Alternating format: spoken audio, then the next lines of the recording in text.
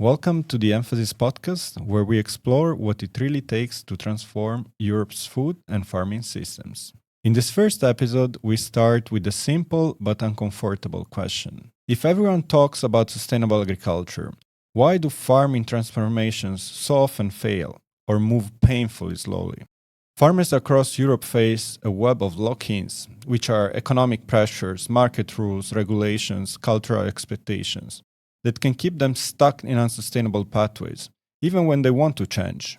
And today we unpack what these lock-ins are, why individual efforts are often not enough, and why real change has to be systemic, meaning involving policies, markets, and social norms together. I'm joined today by Rebecca Frick, a researcher in food systems transformation from FIBL, who leads the Emphasis conceptual framework and coordinates the Swiss case study, and by Louise Tessier, researchers at the ILVO Social Science Unit, who contributed to the framework and coordinates the Flemish case study on organic vegetable farming. Welcome. Glad to be here. Thank you very much. I'm glad to be here too. Great. Today, they will explain how Emphasis thinks about transitions, what lock-in really means in practice, and how the project tries to map and overcome these dynamics. But let's start from the beginning. Rebecca, why do we need transitions in farming and towards what? So overall, I'd say there is a broad list of challenges that relate to farming and the way we produce food and also the way we consume food. And many of them are applicable in different contexts. So, for example, the effects that we see from climate change or loss of on-farm biodiversity. There is also challenges that relate to working conditions in the farming sector, or another challenge is the economic dependency of farmers on few powerful market actors, and related to that also the disconnect between consumers and producers. And yeah, this is just a few examples. There is many more challenges that we see, and some challenges are also more context specific, and that doesn't mean that they're of minor importance, but when it comes to transforming the system, we also need to acknowledge that the challenges are intertwined and that we need to take that into account, that we have different types of challenges in different contexts. So yeah, food system transformation is needed because of these various challenges that we see. And it's not just about changing the farming practices and not just about the farmers, but really it is about how we market food and how food is valued also, and this also relates to how we distribute risk and benefits among the actors involved. And yeah, I mean, in the Emphasis project, it's not only about describing the problems. I mean, describing the problems is a big part of it because we need to understand the problems, and exactly we need to also understand how they are connected between different challenges. So this is an important basis, but the project is solution-oriented, so we really want to understand how to transform the system. And when we're talking about transformation, we can go in small steps. We can have more kind of the incremental way of changing the system, but this is probably a big and important part of the transformation. But the project really aims also at taking a structural perspective and really go for deep transformation. Okay, thank you. And Louis, what can you tell us about the Flemish case study, which is about organic farming? Why do you think it is a good illustration for transformation? Yeah, so the fact is that organic farming has been a central part of the European sustainability agenda. But if you look at a region like Flanders, which is very intensively farmed, organic farming only takes about 1% to 2% of the farmland. And despite decades of policy plans saying that this is indeed an area that we need to improve on. So we have a lot of work to do. And therefore, it makes sense to have a closer look at that specific system and look at how why things stall in this area. Yeah, indeed, taking over on that part and on the example of organic agriculture, where so much and so many resources have been already invested, let's say, to stimulate the change and the transition. But why are these transitions, not only for the organic farming, but in general that we saw in the different case studies towards more sustainable systems in agriculture, why are they so slow, or sometimes why are they not happening at all? Yeah, so I think many farmers see the problems. They do understand that their current practices are not delivering environmentally, but also in for their own livelihoods. But they're caught in a web of relations and problems, and that really constrains them in making a big change. The thing is, they are embedded in systems, and they're in market systems, in a whole policy environment, also a whole web of cultural norms amongst farmers, technological systems that really keep them the way that they keep them farming the way that they are. And it takes a coordinated effort to really break out of that. And that's what we reveal also in the organic farming case. So, for example, in Flanders, there is a lot of competition for farmland. Not only of farmers, but also of non-farming actors. And that drives up the land prices and also makes land tenure pretty precarious. So when you approach a farmer then and say like, okay, convert to organic farming, well, then you have to make a pretty good proposition to that farmer. So you really then need to say like, look, if you go to organic farming, yes, your yields will decrease, but you will have a secure market. You will have an added premium. There will also be policies there to support you. And what we find is that they're not there. So clearly we need actions by a variety of actors to really make a change that also makes it possible for farmers. Yeah, you were saying that farmers see the problems and see them quite clearly. Well, some of these problems can be even interpreted as barriers to change. And in terms of the emphasis project and in general in your science area, what do you mean by barriers and what are they in short? Yeah.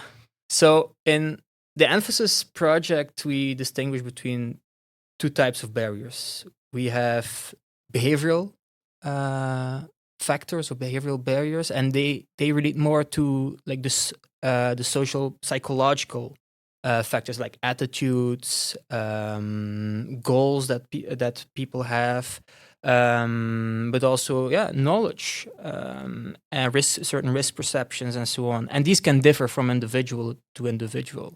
But on the other hand, we have also the systemic barriers, and these relate to the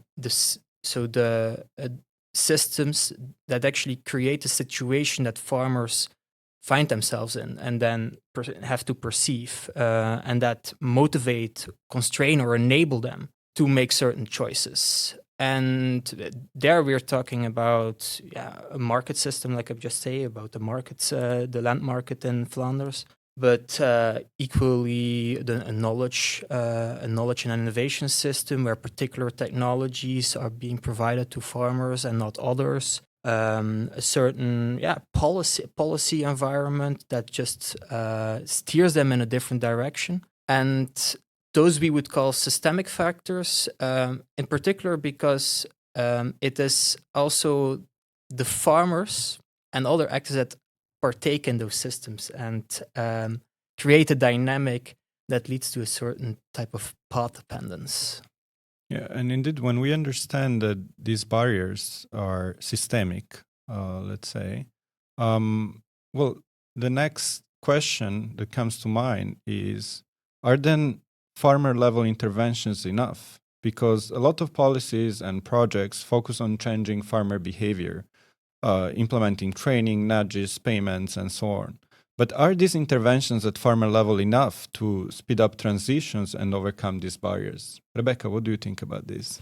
I think it's interesting that you ask whether they are enough, because I would definitely say that they are a good approach, but actually I would also go a step further and say, but maybe this approach is not sufficient, because in the end, I think how land is farmed is still at the end mostly up to the farmers. and this relates to questions like what is their attitude, what are their skills, the risk perceptions, all these points that Louis has mentioned. So in the end, behavior and how decisions are made at the farm level, they're very important. But then, are they enough? And this implies already that they're probably not, because like even if everything is given or positive in relation to taking up a certain practice, the change is not happening sufficiently, because we do see these structural issues that are impeding farmers of taking on certain practices. So we have been talking about markets not being in place for supporting a certain sustainable practices, and also for compensating for additional efforts or for the losses in yield, for example. And we do need to look into these structural issues. And there is also a lot of political instruments that are trying to compensate for these issues. And so it also leads to the question of, like, apart from the farmers, who else is actually shaping how food is produced? And it's the farmers farming on the land, of course, but then it's also a set of actors and institutions that actually do define the conditions for farming. And maybe I can also relate to the Swiss case here that we have been looking at, which is about the transformation towards more biodiversity-friendly farming practices. And what we do see in this case, that behavioral factors such as awareness or the available time that farmers do have and risk perception are of very high importance for the uptake of sustainable practices. But there are these structural limitations because the market is really not compensating for the additional efforts. And we do see in this theme a lot of political instruments that have been in place for several years now. In Switzerland, it's even been for a couple of decades. But we still don't see the progress that is needed in terms of improvement of habitat quality in this case, because we're looking at biodiversity promotion. It's just an example. But what we are learning here from our case is we do see the interventions at system level, but they're just the one-size-fits-all type of approach. And we need to tailor these instruments more around the farmers. This is so we're coming back to the behavioral lens actually in this regard. So I guess in the end we need both. Yeah, absolutely. I think this is the very interesting part of emphasis, where we are combining these two lenses. On the one hand, we're trying to understand the decision making of farmers from a behavioral science perspective, really looking at what makes one farmer do one thing and another farmer the other thing. Also for consumers, we know that in our experience, some people like to buy a lot of organic food, or they really commit to that, and other people are not very convinced. And so we combine that, but also try to combine it with a systemic approach, where we're looking at, okay, but what kind of motivates these choices, these attitudes, this broader context, and tying it all together, where farmers and consumers also set up the systems in which their attitudes are being generated. And that's the kind of journey that we have been on, and we'd like to take you with us in this podcast series.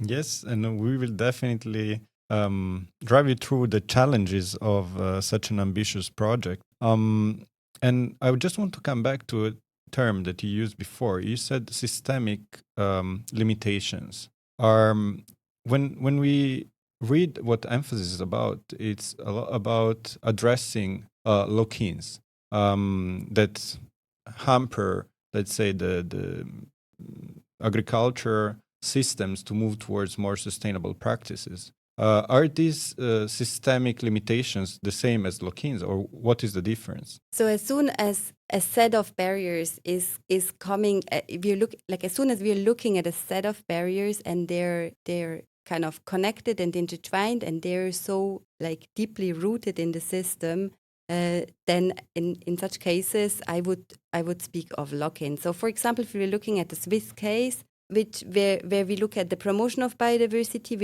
which is challenged, or which faces the barriers of like not being compensated by the market, And we do have political instruments, yes, but the instruments are not adapted to the farmers and the sites, and moreover, farmers are blamed for not promoting biodiversity sufficiently. And on top of that, we have a polarity of between the goals of promoting biodiversity and food production, which I don't really agree with, because I see biodiversity promotion as a prerequisite to produce food, but it is often seen as two competing ideas. So we have here a set of barriers that are coming into a loop that is really discouraging farmers to promote biodiversity. So here I would talk of a locked-in situation. Okay, and Louis, how can you further elaborate on this? And especially, I'm interested to understand: is it just a list of barriers that interact with them between each other, let's say, and that strengthen each other, or it's kind of a feedback loop? It's a connection in between, stronger connection between these barriers, and that addressing maybe only one barrier cannot resolve the situation. So, for example, in organic farming in Flanders, we have a low supply of organic vegetables, and that creates certain scale inefficiencies, not only in processing, but also in retailing, and that drives up the eventual cost to market a product. So in retailing, imagine you're a store owner and you have only a limited amount of organic vegetables to put in your store. Therefore, there will be relatively little turnover of organic vegetables, but you still have to justify that place in your store, and therefore they will end up increasing the premiums. But then fewer people will buy it, and then there will be less actual demand for physical demand for organic vegetables, and then the farmer is confronted with very little demand, and so you get a cycle. And the whole idea is to not only see the cycle of barriers as problems, but also as a potential solution. To think about, okay, what if we would reduce that premium? Maybe then consumers might want to buy more, and that could create then better commitments from the retailers towards farmers, who might then want to increase again their supply. And so then you turn a vicious cycle into a virtuous cycle. And this type of feedback loop thinking is something that we put to work in the emphasis cases and throughout the project. Okay, thank you. Very interesting, this. And I'm curious to hear from Rebecca if also from the Swiss case there is, it has been identify this type of loops. Yeah, so basically I have already addressed it a little bit, but maybe I can also make it a bit more explicit. So I mean, I like the framing also of like actively being able to kind of lock ourselves out of situations, and that locked in doesn't mean that it needs to stay like that. So I've been talking about this situation that we have with the biodiversity promotion, where farmers are not compensated by the markets, and where political instruments are not sufficient enough, and that there is a lot of pressure, and that leads also to the fact that they receive money for promoting biodiversity, but the biodiversity promotion is not efficient enough, actually not effective, and so farmers are blamed for not promoting biodiversity sufficiently. And then there is all this polarity between biodiversity promotion and food production that is a whole different